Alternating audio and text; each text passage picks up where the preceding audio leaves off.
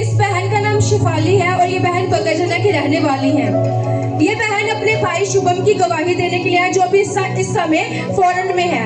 इनके भाई की गवाही ये है कि पिछले 3-4 दिनों से इनके भाई को बहुत ज्यादा डर लगा रहता था। उनको मतलब ऐसा लगता है जैसे पता नहीं उनकी लाइफ में क्या होने वाला है, कि अभी मतलब कुछ ही देर बाद उनके साथ कुछ गलत हो जाएगा। और जब भी इनका भाई सोता था तो उसको रात को सोते समय सपनों में दुष्ट आत्माएं जो है वो दिखाई देती थी।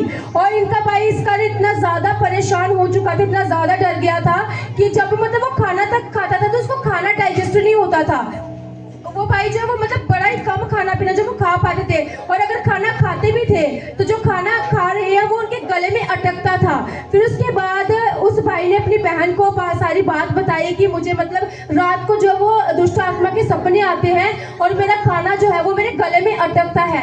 फिर इस बहन ने परमेश्वर के दास से अपने भाई के लिए प्रार्थना करवाई, और जैसे ही परमेश्वर के दास ने प्रार्थना की फोन पर उस भाई के लिए, तो परमेश्वर के दास ने उस भाई को ये बोला कि आप एक बोतल लीजिए पानी की और मैं उस पे प्रार्थना करता हूँ, उसके बाद आप उस पानी को पीना।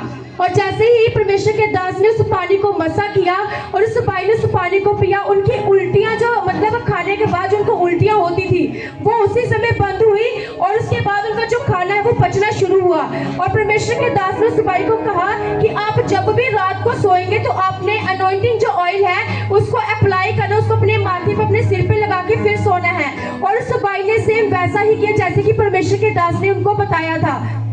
और उसके बाद उस भाई का कहना है कि जैसे वो पानी पिया और उसके बाद जब वो भाई रात को अनॉइंटिंग ऑयल लगाकर सोए तो उस भाई को किसी तरह का कोई भी दुष्ट आत्मा का सपना नहीं आया। उस प्रार्थना के बाद से वो भाई दुष्ट आत्मा के सपनों से फ्री हुए, और उसके बाद जब उन्होंने खाना पीना खाया तो उनका सारा खाना जो वो इजीली डाइजेस्ट हुआ, उनका सारा खाना पचने लगा। इस गवाही के लिए ये